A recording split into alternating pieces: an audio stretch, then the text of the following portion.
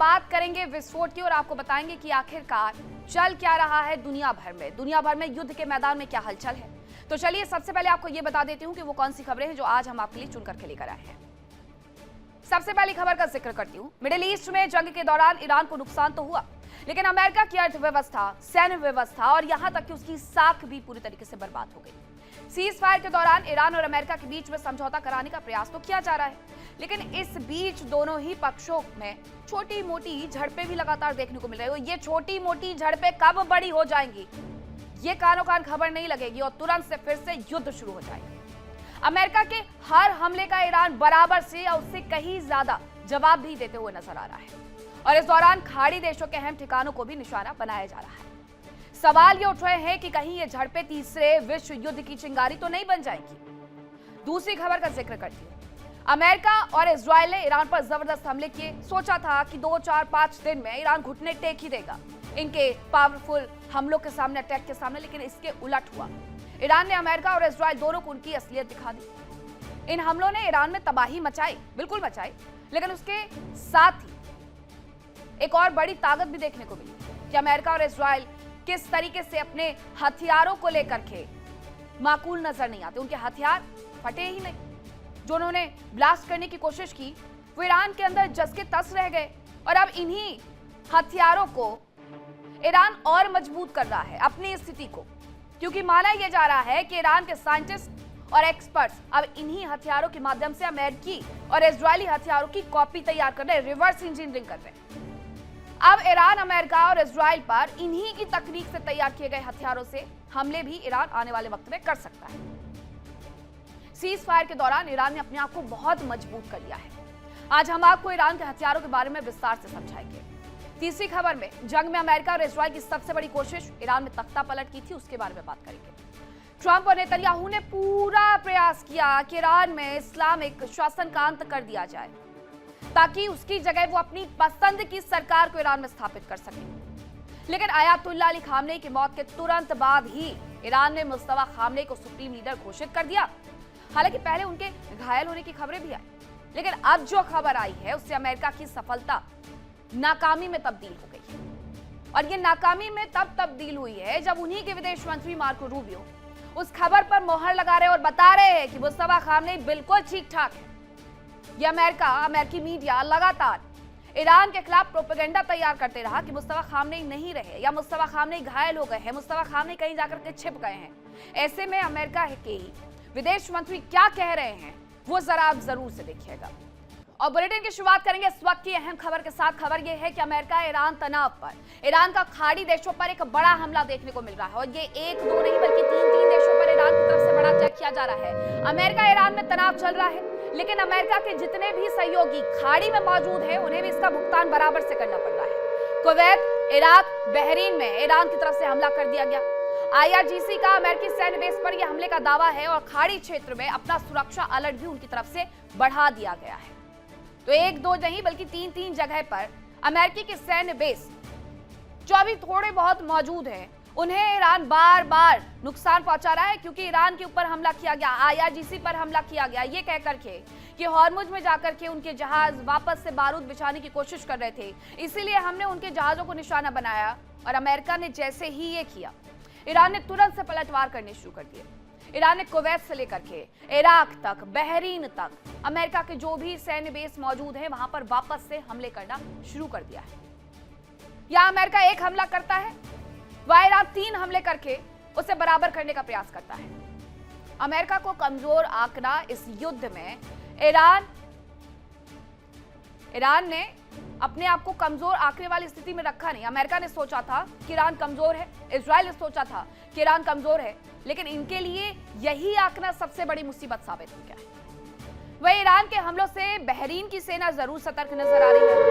Bahrain की जो army है उसने लोगों के लिए गाइडलाइंस जारी कर दी है कि मिसाइल के मलबे से दूर रहें, ये उनकी तरफ से कहा गया, क्योंकि विस्फोटक कभी भी फट सकते हैं और इनकी जानकारी प्रशासन को देने के निर्देश भी दे दिए गए हैं। मिसाइल का मलबा अगर यहाँ वहां गिरा हुआ है तो आम लोग उससे दूर रहें। सीधे तौर पर बहरीन की तरफ से अपने लोगों से यह अपील की गई है। ऐसी अपीलें हालांकि हर वक्त हर देश में करने को देखने को मिल रही है।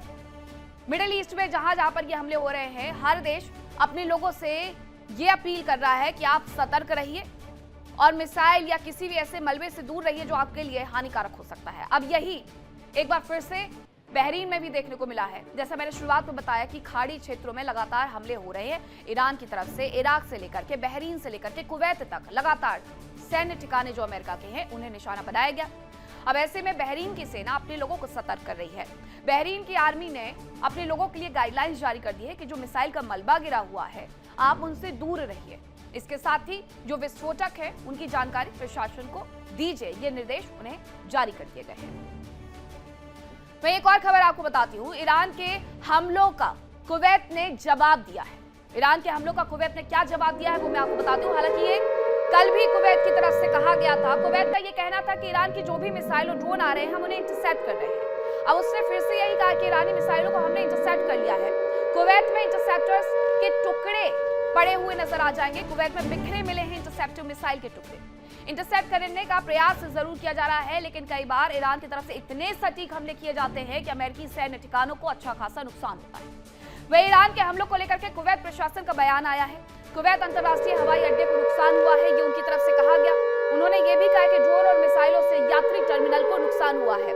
तो कुवैत में जो हमले किए गए, सटीक हमले किए गए हैं घात लगा करके, उसकी वजह से अंतर्राष्ट्रीय हवाई अड्डे को नुकसान हुआ है, ये कुवैत ने मान लिया। उन्होंने बताया कि ड्रोन और मिसाइलों से यात्री टर्मिनल को नुकसान पहुंचा है। ये वो स्वीकार करते हुए नजर आ रहे हैं, बता रहे हैं कि हाँ उनके यहाँ पर जो हमला हुआ है उसकी वजह से नुकसान हुआ है। इसीलिए कुवैत से लेकर इराक तक, बहरीन तक तमाम देश अपने लोगों से सुरक्षित जगह पर रहने की अपील भी कर रहे हैं, मलबे से दूर रहने की भी अपील कर रहे हैं ताकि लोगों को कोई नुकसान ना हो। क्योंकि ईरान की तरफ से ये कहा जा रहा है कि उसने जो भी हमले किए हैं वो अमेरिकी सैन्य ठिकानों को निशाना बनाने के लिए किए हैं, लेकिन उसके साथ साथ क्योंकि अंतर्राष्ट्रीय हवाई अड्डे पर भी अमेरिका ने अपने सैन्य बेस बनाए हुए हैं, तो ऐसे में वहां पर भी जब हमले किए जा रहे हैं तो लोगों को कोई नुकसान ना हो, इस बात का खास ख्याल रखते हुए इन देशों की तरफ से भी पूरी जिम्मेदारी उठाई जा रही है, लोगों को अलर्ट भेजा जा रहा है। अब मिडिल ईस्ट में अमेरिका और इजराइल ने ईरान पर भीषण अटैक कर दिए। ईरान के कमजोर होने का दावा कर दिया, लेकिन ईरान ने ऐसा पलटवार किया जिससे अमेरिका घुटनों पर आ गया है और ट्रंप समझौता करने और जंग खत्म करने के लिए बेताब नजर आ रहे हैं। लेकिन ईरान की मिसाइलें और ड्रोन लगातार अमेरिकी ठिकानों को दहला रही है। हालांकि इस बीच आशंका ये है कि कहीं ये छिटपुट झड़पें तीसरे विश्व युद्ध की इबारत न लिख डाले।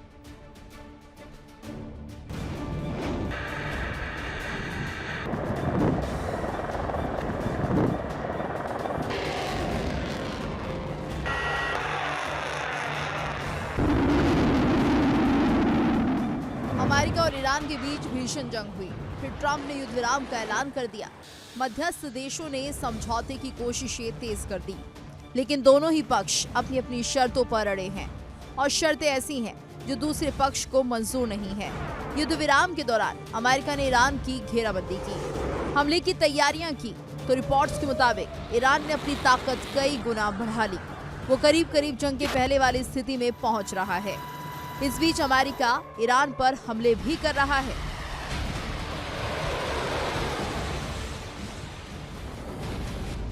हालांकि इसके पीछे आत्मरक्षा का तर्क दिया जा रहा है, लेकिन ईरान अमेरिका के हर हमले का मुंह तोड़ जवाब दे रहा है। ईरान की मिसाइलें एक बार फिर गरजी। खाड़ी के 3 देशों में मौजूद अमेरिका के सैन्य बेस पर जबरदस्त अटैक किए गए।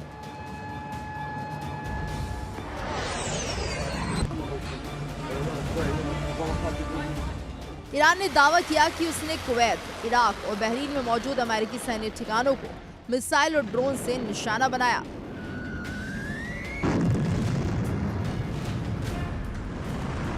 कुवैत के एयर डिफेंस सिस्टम ने कई हवाई खतरों को रोकने की कार्रवाई की,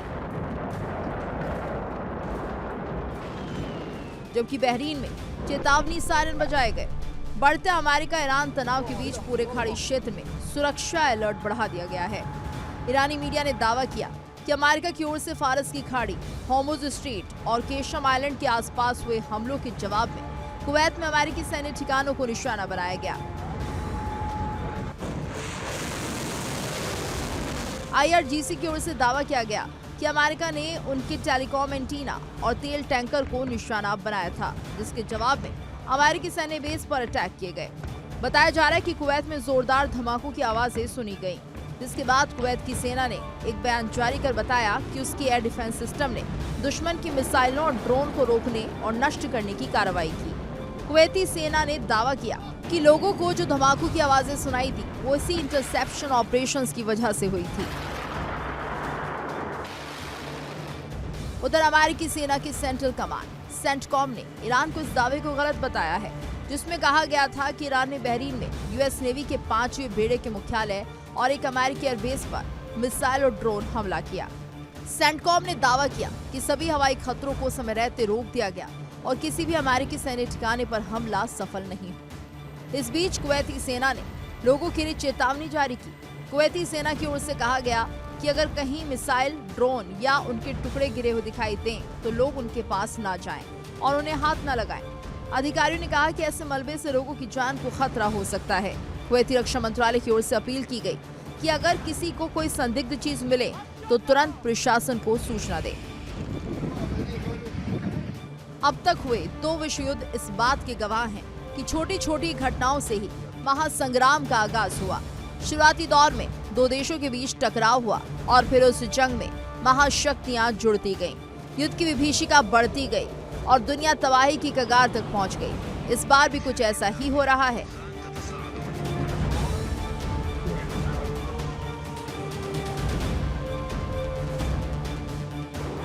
क्योंकि एक और महाशक्ति अमेरिका और उसका साथी इजराइल है, जबकि दूसरी ओर ईरान, जो अकेला ही सुपर पावर को घुटनों पर ला चुका है, और उसके साथी रूस और चीन भी उसका साथ दे रहे हैं। ऐसे में इस आशंका से इनकार नहीं किया जा सकता कि अगर मिडिल ईस्ट में एक बार फिर जंग हुई तो वो जंग विश्व युद्ध में तब्दील हो सकती है।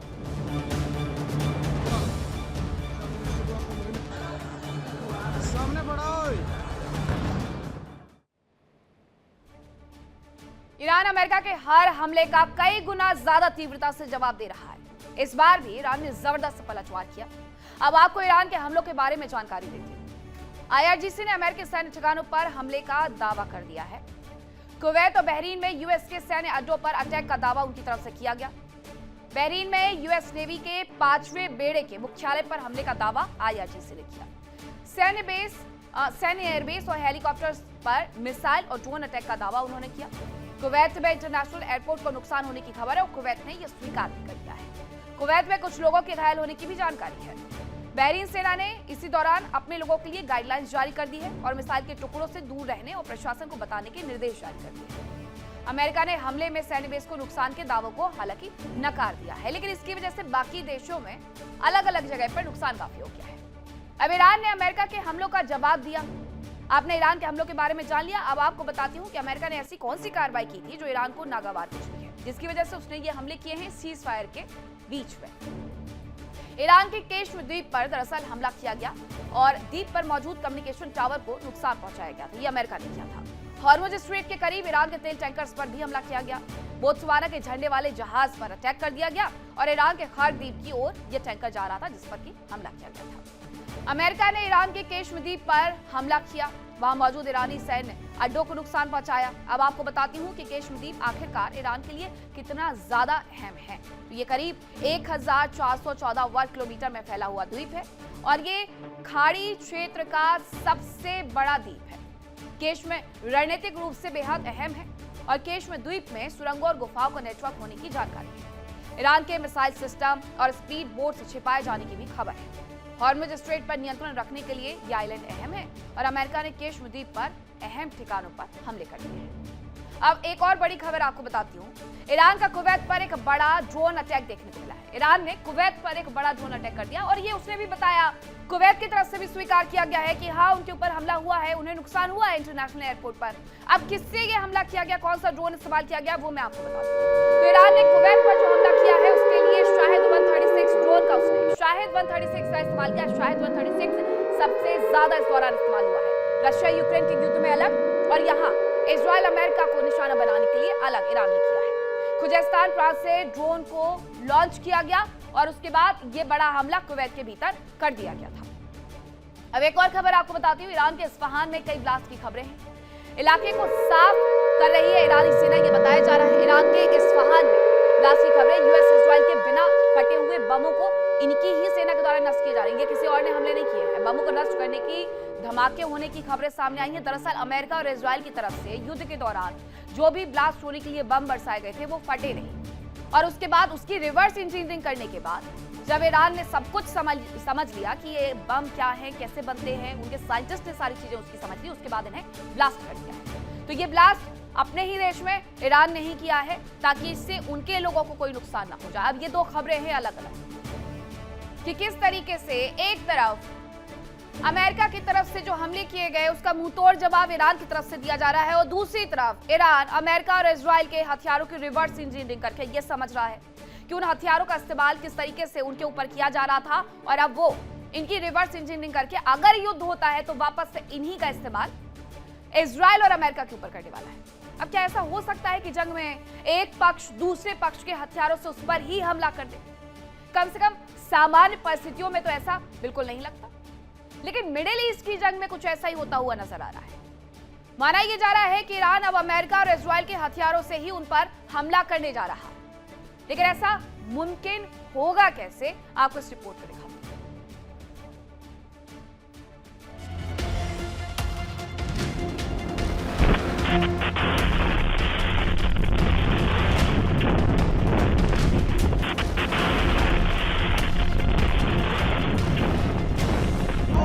अमेरिका और इसराइल ने ईरान पर जबरदस्त अटैक किया। ईरान के 12,000 से ज्यादा जगहों पर बमबारी की, मिसाइलें गिराई गई, ड्रोन से निगरानी और हमले किए गए।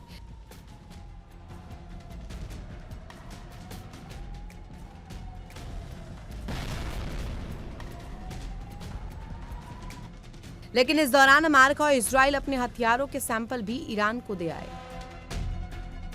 बताया जा रहा है कि अमेरिका और इसराइल ने ईरान पर जिन हथियारों का इस्तेमाल किया उनमें से कई हथियार कामयाब नहीं हुए और वो बिना फटे ही रह गए। अब खबर है कि ईरान इन्हीं हथियारों के जरिए अमेरिकी और इजरायली हथियारों की नकल तैयार कर रहा है। खबरों के मुताबिक ईरान के पास अमेरिका और इजराइल के GBU-50 बम समेत कई हथियार है जिनसे हमला तो किया गया, लेकिन उन्होंने फटने से इनकार कर दिया।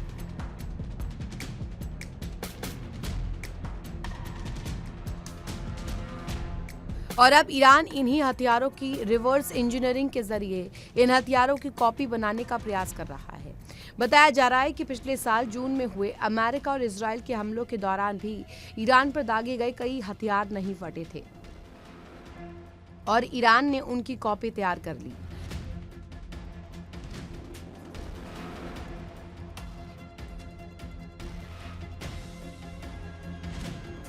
इस बीच खबर है कि ईरान इस्फहान शहर में कई धमाके कर रहा है।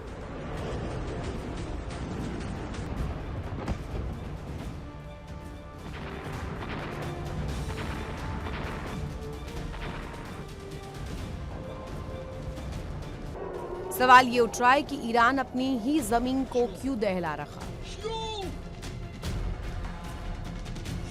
जबकि इस्फहान में कई संवेदनशील संस्थान मौजूद है जहां uranium enrichment centre, air force station और ऑयल रिफाइनरी मौजूद है। बताया जा रहा है कि ईरान ने इस्फहान में हुए ब्लास्ट की आवाज काफी दूर तक सुनाई दी।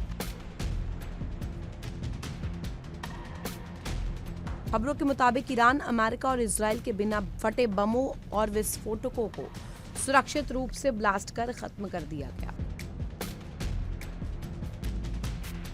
ताकि इस इलाके में फैले खतरे को हटाया जा सके। दावा किया जा रहा है कि इससे पहले भी ईरान ने अमेरिका के कई हथियारों की नकल की। ईरान के पास मौजूद कई हथियार और हेलीकॉप्टर तक अमेरिकी सैन्य साजो सामान की कॉपी है। साफ है कि ईरान के साइंटिस्ट रिवर्स इंजीनियरिंग के जरिए हथियार बनाने में माहिर है और अब अमेरिका और इजराइल के लिए खतरा बहुत बड़ा है, क्योंकि संभव है कि अमेरिका और इजराइल ने अपने हथियारों से ही बचने की तकनीक विकसित न की हो। Bureau report, India TV. दावा किया जा रहा है कि इस बार ईरान के हाथ अमेरिका और इजराइल के बिना फटे बम और हथियार लग गए हैं। माना यह भी जा रहा है कि ईरान उनकी रिवर्स इंजीनियरिंग के जरिए हथियारों की नकल तैयार कर सकता है। हालांकि ये कोई पहला मामला नहीं है जब ईरान के हाथ अमेरिका और इजराइल के हथियार लगे हो। पिछले साल भी अमेरिका और इजराइल के हमलों के दौरान ऐसे कई बम थे जो फटे नहीं। तब भी यह दावा किया गया था कि उन हथियारों की रिवर्स इंजीनियरिंग के माध्यम से ईरान ने कई हथियारों की कॉपी तैयार कर ली है। अब आपको बताती हूं कि वो कौन कौन से हथियार हैं जिनकी रिवर्स इंजीनियरिंग अमेरिका ईरान की तरफ से की गई है, अमेरिका के हथियारों की। तो सबसे पहले बातें ड्रोन की करते हैं। ईरान के पास शाहिद सीरीज के ड्रोन मौजूद हैं जो अमेरिका के RQ-170 सेंटिनल ड्रोन की नकल माने जाते हैं। ये लंबी दूरी तक मार करने में सक्षम है। इसके अलावा ईरान के पास कॉमन 22 ड्रोन हैं जो अमेरिका का MQ-1 प्रीडेटर और MQ-9 रीपर ड्रोन की नकल है। ये सर्विलांस और अटैक का दम रखते हैं। अब बताती हूँ आपको मिसाइल पावर के बारे में। तो ईरान के तूफान एंटी टैंक मिसाइल अमेरिका की BGM-71 टो मिसाइल की कॉपी मानी जाती है। इसके अलावा ईरान की फकॉर्ड 90 मिसाइल अमेरिका की AIM-54 फॉरिक्स मिसाइल की नकल मानी जाती है। ईरान का अजरक्श और सागे विमान भी अमेरिका का F-5 फ्रीडम फाइटर विमान की कॉपी माना जाता है। इसके अलावा तूफान 1 और 2 हेलीकॉप्टर भी अमेरिका के AH-1JC कोबरा हेलीकॉप्टर की नकल माने जाते हैं। तो इनकी रिवर्स इंजीनियरिंग पहले ही कर ली गई ईरान की तरफ से। अब आपको बताती हूँ कि ईरान के हथियारों के विकास के बारे में, आखिर किस तरीके से ईरान ने अपने हथियारों को विकसित किया है। तो ईरान के हथियारों के इतिहास से सबसे पहले शुरू करिए। वक्त था 1979 के बाद, यानी इस्लामिक क्रांति के बाद का। 1980 का दशक जैसे ही शुरू हुआ, ईरान इराक वॉर हुई और ईरान पर अमेरिकी और पश्चिमी देशों ने पाबंदियां लगानी शुरू कर दी। सेना के लिए हथियार भी ईरान नहीं खरीद पा रहा था और उस वक्त पर हथियारों के मामले में दूसरे देशों पर ईरान की निर्भरता हुआ करती थी। लेकिन इसी निर्भरता को खत्म करने का फैसला ईरान की तरफ से कर लिया गया जब इराक युद्ध में उसे किसी भी देश से कोई मदद मिलती हुई नजर नहीं आई। उसने फैसला किया कि वो हथियार स्वयं बनाएगा। लेकिन अब ये बनाएगा कैसे? तो उसने सीखा रिवर्स इंजीनियरिंग करना, दूसरे देशों के हथियारों की कॉपी बनाना, दूसरे के हथियारों की तकनीक समझ ली और बेहतर हथियार बनाना उसने शुरू कर दिया। वक्त आया 2011 का। ईरान को इसमें सबसे बड़ी कामयाबी मिल गई। ईरान ने अमेरिका का एडवांस और secret RQ-170 sentinel spy drone गिरा दिया और इसी ड्रोन को गिरा करके, ड्रोन के सिस्टम को हैक करके जमीन पर उतार करके उसने इसकी रिवर्स इंजीनियरिंग कर दी। हालांकि यूएस के दबाव के बावजूद ईरान ने उनका ये ड्रोन वापस नहीं लौटाया। ड्रोन का इंजन, कैमरा, रडार, हर तकनीक को ईरान ने बखूबी समझ लिया और ईरान ने इसके माध्यम से अपना ड्रोन तैयार कर लिया। अब वो समझ चुका था कि रडार का क्या काम है, इंजन कैसे काम करेगा, कैमरा कैसे काम करेगा, और ये तमाम तकनीक समझने के बाद उसने अपने हथियार, अपने ड्रोन विकसित कर लिए। अब खबर यह है कि ईरान का बहरीन में यूएस बेस पर अटैक देखने को मिला, जिन 3 देशों पर हमला किया गया है, इराक, कुवैत, बहरीन। कुवैत के बारे में आपने जान लिया, अब मैं आपको बहरीन के बारे में बताती हूँ। तो ईरान का बहरीन में भी यूएस बेस पर हमला देखने को मिला है। यूएस के 5वें बेड़े के हेडक्वार्टर पर हमले का दावा किया गया है। IRGC ने मिसाइल और ड्रोन से यहां पर अटैक का दावा किया और IRGC के एरोस्पेस फोर्स की ओर से अटैक करने का यह दावा किया गया है। IRGC ईरान बेहद गुस्से में नजर आ रहा है जब से केश्म द्वीप के आसपास हमले किए गए अमेरिका की तरफ से ये कह करके कि वहां पर हॉर्मुज में वापस से हलचल देखने को मिली और इसी वजह से अमेरिका कह रहा है कि उसने IRGC के जहाजों पर हमला कर दिया। IRGC जिसके बाद भड़की हुई नजर आ रही है। इराक से लेकर के कुवैत तक, कुवैत से लेकर के बहरीन तक, हर जगह वो अमेरिका एयरबेस को तबाह करते हुए नजर आ रहा है। मिडिल ईस्ट में वैसे भी अमेरिका के आधे से ज्यादा एयरबेस तबाह हो चुके हैं। मिडिल ईस्ट में जंग के बीच में हॉर्मुज सबसे संवेदनशील मुद्दा बन गया है क्योंकि ये दुनिया के कई मुल्कों की लाइफलाइन है। कई देशों के लिए तेल और गैस की सप्लाई का हॉर्मुज ही अहम रूट है। ये रास्ता खाड़ी देशों के लिए महत्वपूर्ण है क्योंकि इस रास्ते से ही उनका तेल का कारोबार चलता है, बल्कि इसी रास्ते से होकर के खाड़ी मुल्कों तक जरूरी सामान भी पहुंचता है। लेकिन ईरान और अमेरिका के एक्शन से हॉर्मुज में उथल पुथल हुई। हालांकि अब जानकारी है कि खाड़ी देशों ने इसका तोड़ भी निकाल लिया है। अब ये कामयाब कितना होगा और क्या ये ईरान को चकमा देने में लंबे वक्त तक अपने आप को सफल बना करके रख पाएंगे, ये सबसे बड़ा सवाल है।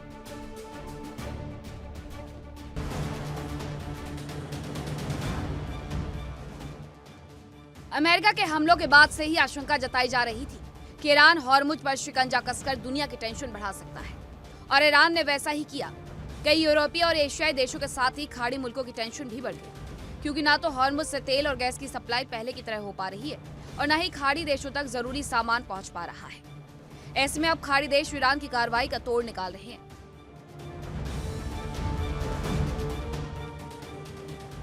अमेरिका और ईरान की ईगो वॉर ने पूरी दुनिया के तेल बाजार में हाहाकार मचा दिया।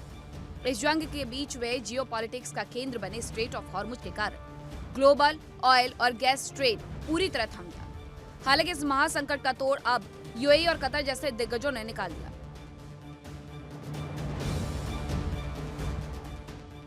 खबर है कि यूएई और कतर अब मिलकर ईरान की नाक के नीचे से एलपीजी और तेल टैंकर चुपचाप पार करवा रहे हैं और इसके लिए ये डार्क ट्रांजिट तकनीक का इस्तेमाल कर रहे हैं।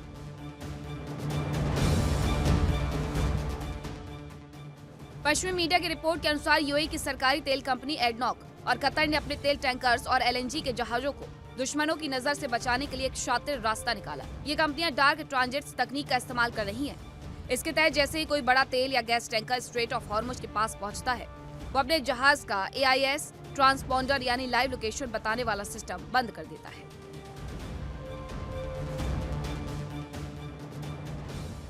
लोकेशन बंद होते ही तेल या गैस का टैंकर लाइव ट्रैकिंग और रडार की नजरों से गायब हो जाता है। इसके बाद ये चुपचाप हॉर्मुज पार करके खाड़ी के दास आइलैंड जैसे तेल टर्मिनल पर पहुंचते हैं और वहां चोरी से तेल लोड करते हैं और खतरा टलने के बाद ही अपनी लोकेशन दोबारा ऑन करते हैं।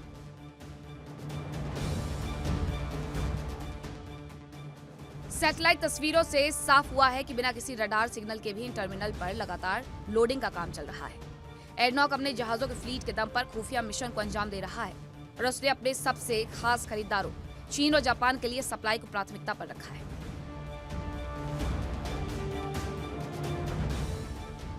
हालांकि ईरान भी सतर्क है और उसे आशंका है कि खाड़ी के देश किसी ऐसी साजिश को अंजाम दे सकते हैं। लिहाजा ईरान ने भी अपनी नई चाल से खाड़ी देशों की टेंशन कई गुना बढ़ा दी है। ईरान ने अपनी पर्शियन गल्फ शिपिंग अथॉरिटी यानी PGSA के कंट्रोल एरिया को इतना बढ़ा दिया है कि अब इसमें यूएई का तटीय इलाका भी शामिल हो गया है। खास बात यह है कि अब ईरान ने फुजैरा बंदरगाह के पास भी अपना दावा ठोक दिया है। इस बंदरगाह को यूएई ने स्ट्रेट ऑफ हॉर्मुज के बाईपास के तौर पर खास तौर पर तैयार किया था।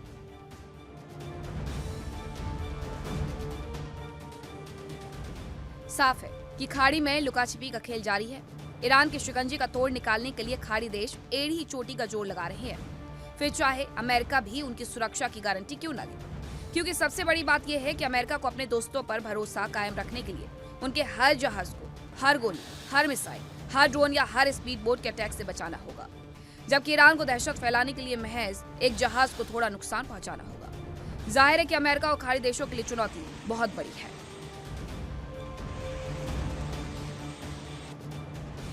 Bureau report, India daily.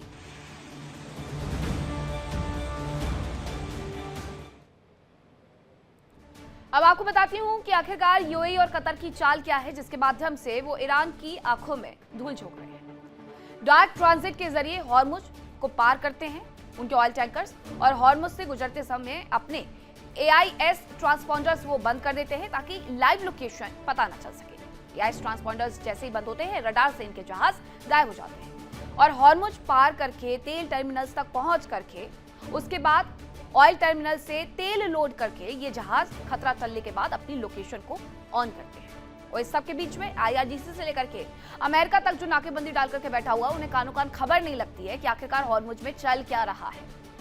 अब ईरान को भी यूएई और कतर की ओर से ऐसी कार्रवाई का अंदाजा रहा है और शायद यही वजह रही है कि ईरान इसके लिए पहले से ही तैयार दिखाई दे रहा है। ईरान ने पहले से हॉर्मुज पर नियंत्रण के लिए Persian gulf straight PGSA authority बना दी, जो IRGC के साथ मिलकर के हॉर्मुज में शिपिंग ट्रैफिक पर नियंत्रण रख रही है।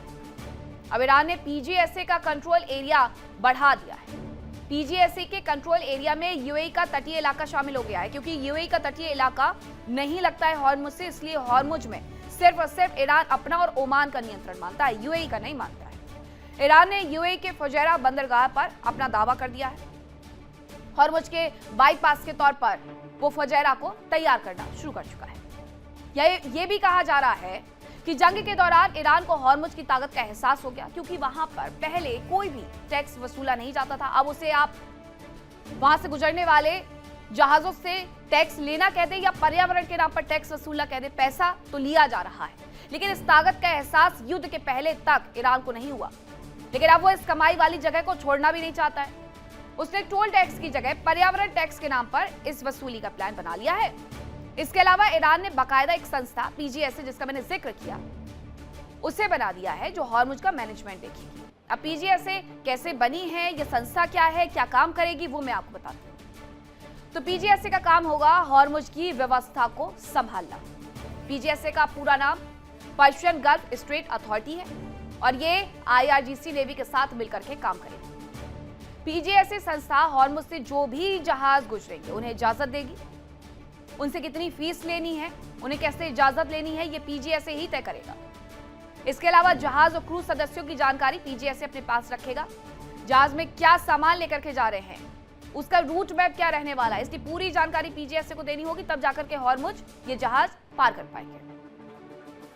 सीज फायर के बाद भी इजराइल की कार्रवाई लगातार दक्षिणी लेबनान में देखने को मिल रही है। अब इससे जुड़ी हुई खबर मैं आपको बताती हूँ कि इजराइल की कार्रवाई लगातार जारी है। दक्षिणी लेबनान में इजरायली सेना का इस दौरान हमला देखने को मिल रहा है। टायर शहर पर हमलों में 4 लोगों की जान चली गई है, ये खबर आ रही है। टायर शहर पर लगातार भीषण हमले किए गए, ये कहकर के कि हिजबुल्लाह के आतंकी वहां पर छिपे हुए हैं, इसलिए ये टारगेटेड अटैक किए जा रहे हैं। हालांकि सीज फायर के बीच में जो ये अटैक किए जा रहे हैं, उसे लेकर के डोनाल्ड ट्रंप और नेतन्याहू के बीच में अच्छी खासी बहस हो चुकी है, लेकिन बावजूद इसके इजराइल ये कह चुका है कि हम हिजबुल्लाह को तो मिटा करके रहेंगे, और हिजबुल्लाह भी यही कह रहा है कि जान चली जाए झुकेंगे नहीं। वो उत्तरी इजराइल पर हमले करेंगे, इजराइल फिर दक्षिणी लेबनान पर हमले करेगा, और इस तरीके से वहां पर रहने वाले लोगों की जिंदगी जरूर से नरक हो चुकी है। अब जो खबर आ रही है उसकी तस्वीरें जरा आप देखिए कि किस तरीके से टायर शहर पूरी तरीके से बर्बाद हो गया, कब्रिस्तान में तब्दील हो गई है ये जगह। खंडर ही खंडर नजर आते हैं। कोई कह नहीं सकता कि यहाँ पर कभी कोई आबाद हंसता खेलता शहर हुआ करता था, लेकिन अब ऐसा कहा जा सकता है इन तस्वीरों की वजह से। टायर शहर पर हमलों में 4 लोगों की जान चली गई है। अब उसमें से कितने लोग हिजबुल्लाह से जुड़े हुए थे, ये जानकारी खुद इजरायली डिफेंस फोर्स नहीं दे पाती है, लेकिन ये तस्वीरें जरा देखिए। राहत बचाव कार्य चल रहा है, रेस्क्यू की टीमें घूम रही हैं, लोग अपना सामान लेने के लिए जो लोग जिंदा है वो अपना सामान लेने के लिए यहाँ से वहां भटकते हुए नजर आ रहे हैं। किस मलबे में दबा हुआ शायद उनका कुछ अपना ऐसा सामान मिल जाए जो कि उनकी जरूरत के हिसाब से हो सकता है, क्योंकि लोग दर दर की ठोकरें खाने के लिए इस युद्ध के दौरान मजबूर हो गए हैं। हिजबुल्लाह रुक नहीं रहा, इजराइल उन्हें छोड़ नहीं रहा। अब सीज फायर कितना भी हो जाए, इस सीज फायर को तब तक आगे नहीं बढ़ाया जा सकता है जब तक हिजबुल्लाह इस सीज फायर को ना मान ले, जो कि वो मानने से इनकार कर रहा है।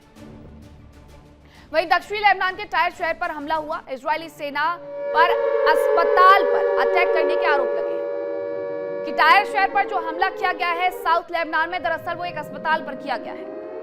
बोर्ज अल शामली के रिहायशी इलाकों पर हमले का आरोप भी लगा है। एक हॉस्पिटल को निशाना बनाया गया है इजराइल डिफेंस फोर्स ने, ये बताया गया, और बोर्ज अल शामली के इलाकों को भी, रिहायशी इलाकों को भी निशाना बनाया गया है, ये आरोप उस पर लग रहे हैं। इजरायली डिफेंस फोर्स लगातार यहां पर कार्रवाई करते आ रही है, ये उसकी तस्वीरें, ये ऐसी ही तस्वीरें लगातार वहां से आ रही हैं। हर शहर का हाल यही हो गया है, खासतौर पर से दक्षिणी लेबनान का। इजरायली डिफेंस फोर्स, इजराइल के प्रधानमंत्री नेतन्याहू ये कह चुके हैं कि वो बेरूत को बर्बाद कर देंगे, और बेरूत की हाल कुछ ऐसा ही है। ये तस्वीरें टायर शहर से जरूर आई हैं, लेकिन राजधानी लेबनान की जो राजधानी है बेरूत, उसका हाल भी कुछ ऐसा ही हो चुका है। ये हमला किया गया इजरायली डिफेंस फोर्स की तरफ से, 4 लोगों की मौत हो गई टायर शहर में। उसके बाद ये जानकारी मिली कि इजरायली सेना ने जो अटैक किया था, दरअसल वो एक हॉस्पिटल पर किया गया। इसके अलावा बोर्ज अल शामली के रिहायशी इलाकों पर किया गया है। अब रिहायशी इलाकों में हिजबुल्लाह के होने का दावा इजरायली डिफेंस फोर्स करके वहां पर हमले करता रहता है। अमेरिका और इजराइल के लिए ईरान की कट्टरपंथी सरकार सबसे बड़ी दुश्मन रही है, और यही वजह रही जो अमेरिका और इजराइल की प्राथमिकता रही ईरान में तख्ता पलट की। हालांकि इनकी ये जो हसरत है अब सिर्फ और सिर्फ नामुमकिन ही नजर आ रही है कि पूरी हो पाएगी, क्योंकि इसके लिए किए गए उनके कोई भी काम कामयाब होते हुए नजर नहीं आ रहे। और अब तो हालात ऐसे दिख रहे हैं कि जंग में अमेरिका की एकमात्र कामयाबी भी धुंधली पड़ती हुई नजर आ रही है, यानी कि अयातुल्लाह अली खामनेई की मौत।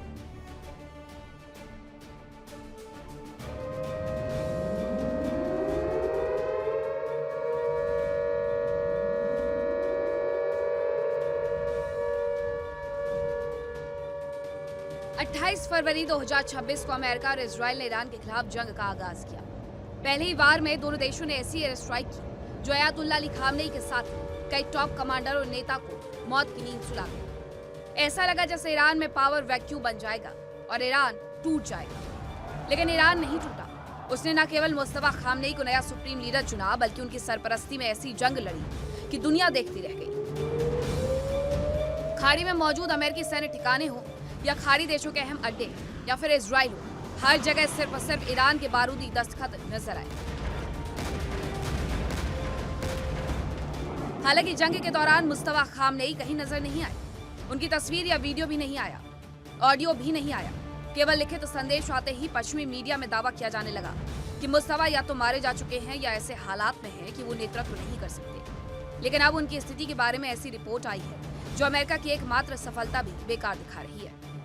अमेरिकी विदेश मंत्री मार्को रूबियो का कहना है कि मुस्तफा खामनेई सार्वजनिक रूप से नजर नहीं आने के बावजूद देश के मामलों में सक्रिय भूमिका निभा रहे हैं। उन्होंने संकेत दिए कि ईरान के साथ समझौते की संभावना अभी भी बनी हुई है, लेकिन इसके लिए तेहरान को हॉर्मुज खोलना होगा और परमाणु कार्यक्रम पर सख्त सीमाएं स्वीकार करनी होगी।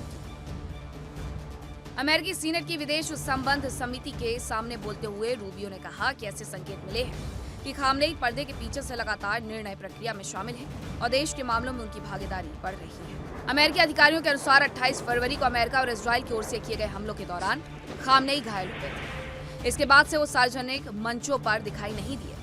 हालांकि अमेरिकी प्रशासन का मानना है कि वो सुरक्षित स्थान से इनक्रिप्टेड संचार माध्यमों और भरोसेमंद नेटवर्क के जरिए ही सरकारी कामकाज की निगरानी कर रहे हैं। ईरान के साथ समझौते की कोशिशों के बीच में अमेरिका की तरफ से ईरानी सुप्रीम लीडर मुस्तफा खामनेई को लेकर बड़ा दावा किया गया। ये ऐसा दावा है जो अब तक के अमेरिकी दावों से बिल्कुल उलट है। अमेरिका अब तक कहता आया है कि मुस्तफा खामनेई अमेरिका हमले में मारे गए या फिर इतने गंभीर तरीके से घायल हो चुके हैं कि किसी काम के लायक नहीं है। रूबियो ने साफ किया कि ईरान को यह भरोसा देना होगा कि वो हॉर्मुज स्ट्रेट में बिछाई गई बारूदी सुरंगों को हटाने में सहयोग करेगा और अंतर्राष्ट्रीय जहाजों पर किसी प्रकार का हमला नहीं होगा। साथ ही अमेरिका चाहता है कि ईरान अपने परमाणु कार्यक्रम पर प्रतिबंधों को माने या फिर यूरेनियम संवर्धन गतिविधियों को पूरी तरह खत्म करने पर सहमत हो। हालांकि अब तक ईरान मुस्तफा के घायल होने की बात तो मानता रहा, लेकिन उनके पूरी तरह सक्रिय होने की बात भी कहता रहा। बताया जा रहा है कि मुस्तफा किसी सुरक्षित जगह पर है जहां उनका इलाज चल रहा है, जबकि IRGC उनकी सुरक्षा की जिम्मेदारी संभाल रही है। रिपोर्ट के अनुसार मुस्तफा मैसेंजर के जरिए ही संदेश भेजते हैं और किसी भी इलेक्ट्रॉनिक गैजेट के इस्तेमाल से बच रहे हैं। Bureau report, India daily.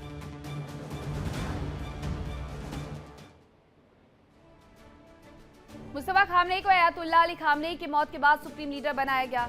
अब उनके बारे में आपको बताती हूँ, जिनके बारे में मार्को रूबियो कह रहे हैं कि वो एकदम ठीक है। तो सबसे पहले जानकारी है कि साल 1969 को मशहद शहर में मुस्तफा खामनेई, जिनकी ये तस्वीर आप देख रहे हैं, इनका जन्म हुआ था। अयातुल्लाह अली खामनेई के दूसरे बड़े बेटे हैं ये।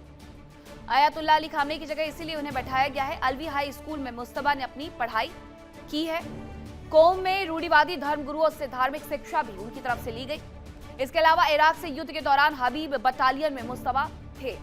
IRGC से उनके अच्छे संबंध माने जाते हैं। खामनेई के दफ्तर में प्रभावशाली शख्स भी मुस्तफा रहे हैं, ये सूत्र दावा करते हैं। मुस्तफा के IRGC अधिकारियों के साथ अच्छे संबंध हैं, इसी वजह से उनके लिए आसान रहा इस पद पर बैठना। 2019 में हालांकि अमेरिका ने मुस्तफा पर प्रतिबंध भी लगा दिया था। मुस्तफा पर मनमाने तरीके से फैसले लेने का आरोप है, इसलिए उन पर प्रतिबंध लगाया गया था और अमेरिका ये बात बिल्कुल स्वीकार नहीं करना चाहता है कि मुस्तफा खामनेई सर्वोच्च नेता वहां बन जाए। मुस्तफा की संपत्ति की सार्वजनिक घोषणा नहीं हुई है। सार्वजनिक तौर पर तो हालांकि मुस्तफा खामनेई खुद भी नजर नहीं आ रहे कि मुस्तफा कहां है, ये दुनिया जानना चाहती है। लेकिन मार्को रूबियो ने जो कहा है वो अमेरिका को जरूर कान खोल करके सुन लेना चाहिए, क्योंकि विदेश मंत्री खुद ये कह रहे हैं कि मुस्तफा खामनेई एकदम सही है, ठीक है, और मुस्तफा खामनेई के होते हुए ये समझौता जरूर से होगा। तो ये थी खबरें विस्फोट में आज की। फिलहाल वक्त एक छोटे से ब्रेक का है, कहीं मत जाइएगा, खबरों का सिलसिला लगातार जारी है। इंडिया डेली अब आपके स्मार्ट टीवी पर भी मौजूद। देखिए इंडिया डेली 24/7 अब आपकी स्मार्ट टीवी पर। इंडिया डेली मौजूद है सभी डिजिटल प्लेटफॉर्म पर लाइव और लगातार। इंडिया डेली 24/7 हर दिन राष्ट्र को समर्पित।